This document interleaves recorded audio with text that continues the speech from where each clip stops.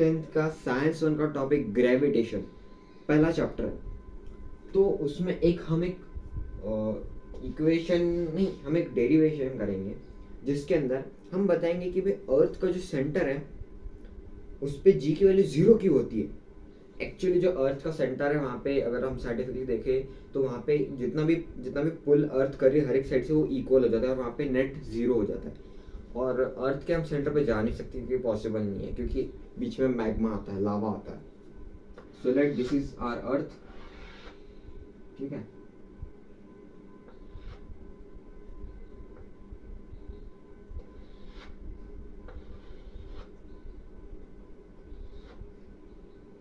ठीक है,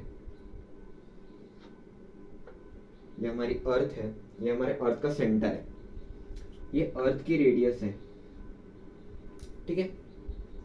ये अर्थ की रेडियस है। हमने अर्थ ऐसी क्यों निकाली मैं आपको समझाता हूँ जल्दी। हम यहाँ पे अर्थ की सेंटर नहीं लग रहा है,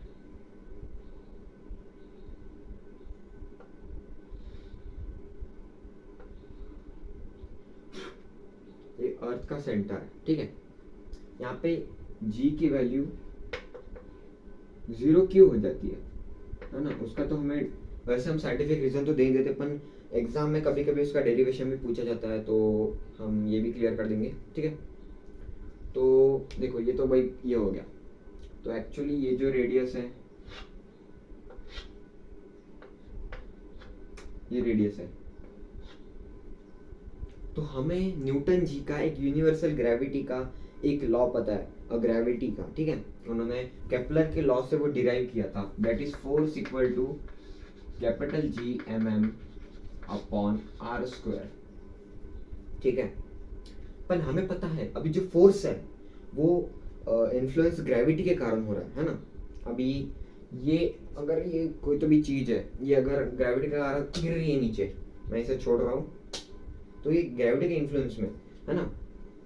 मतलब खेल थोड़ा ग्रेविटी का बीच में आ रहा है, अभी ग्रेविटी थोड़ा इंटरफेयर कर रही है। तो अपन फोर्स हमें पता है, force equal to M A, पर एक्सेलरेशन अभी ड्यू टू ग्रेविटी तो हम क्या लेंगे, एम जी। ये तो वेट का भी फॉर्मूला है, पर ठीक है हम यहाँ पे वो डाल देंगे। तो M G equal to R square, तो एम एम कट जाएंगे, G equal to G M upon R square, ठीक है। ये हमारा इक्वेशन बन गया। तो इस इक्वेशन से हम जी की वैल्यू 0 कैसे आएंगी वो हम बताएंगे। तो पहले तो भाई अर्थ स्फेरिकल है, जैसे कि गैलीलियो गैली ने बोला था कि अर्थ स्फेरिकल है। तो अर्थ का जो वॉल्यूम है वो हो जाएगा, हमने मेंसुरेशन में पढ़ा है, 4/3 पाई आर क्यूब, ठीक है। वॉल्यूम में हो गया। अभी ये तो rho density equal to mass upon volume, ठीक है। पर हमें मास चाहिए क्योंकि फॉर्मूले में मास का फॉर्मूला है, तो mass equal to density into 4/3 pi R cube, इसका यूज करना है। मैं एक कॉर्नर में इसे लिख देता हूँ क्योंकि हमें जगह लगेगी, है ना। तो मास को हमें एज ये लेना है, यहाँ पे लिख देता हूँ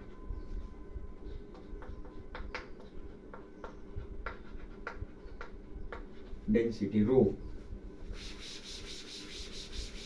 और हमारा फॉर्मूला वैसे हम जो लेंगे वो है जी वाला, आर स्क्वायर, ठीक है। तो हम इसके अंदर पहले पुटअप करेंगे,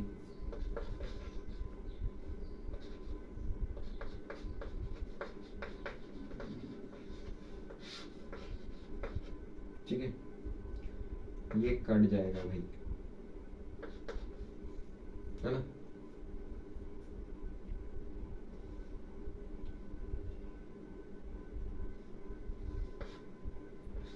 ये हो जाएगा G into 4/3 pi R into density, ये जी की वैल्यू है। पर अभी जब हम सेंटर पे जाएंगे तो ये हो जाएगा कुछ तो भी डिस्टेंस, ठीक है। तो ये रेडियस क्या हो जाएगी हमारी, है ना। तो हमारी रेडियस जो हो जाएगी actually R plus D, sorry ये आर नहीं है, ये रेडियस है, हमें आर ये बतानी होगी, ठीक है, ये हमारी आर है। तो रेडियस डी प्लस आर, ये स्मॉल आर से हम दिखाएंगे क्योंकि वो कंफ्यूज कर रहा है थोड़ा, है ना। पन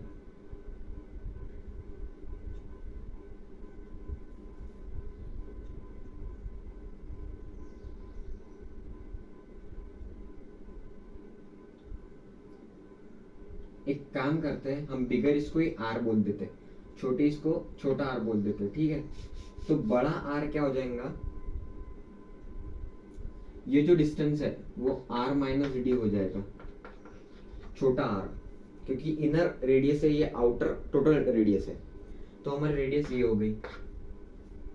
और एक formula, G dash equal to G into 4/3 pi R minus D into rho, ये हमारा जी डैश वाला है। इसको इक्वेशन 1, इसको इक्वेशन 2, डिवाइड इक्वेशन 2/1, तो जी डैश अपॉन जी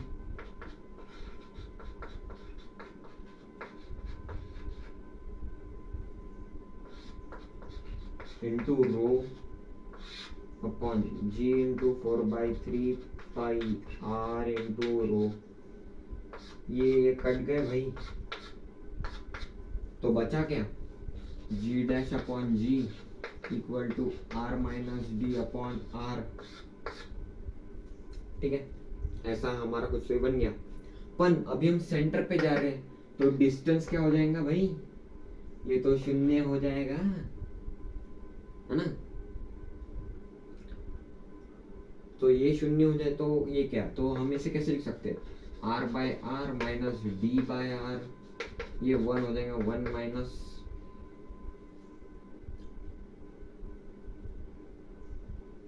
यहाँ पे रेडियस और डिस्टेंस दोनों 0 है, तो ये तो भाई ये वैल्यू तो वैसे भी 0 ही है, ठीक है। 0 बाय आर माइनस ये भी 0 बाय आर है, तो ये तो 0 माइनस 0 हो रहा है, तो ये 0 है।